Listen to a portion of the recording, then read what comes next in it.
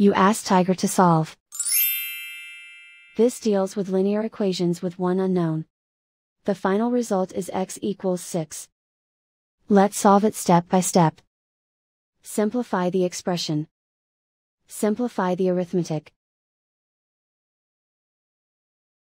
Group all constants on the right side of the equation.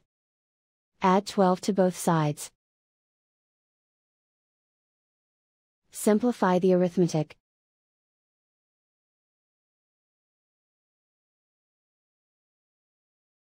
Isolate the x. Divide both sides by 2. Simplify the fraction. Find the greatest common factor of the numerator and denominator. Factor out and cancel the greatest common factor. And so the final result is x equals 6.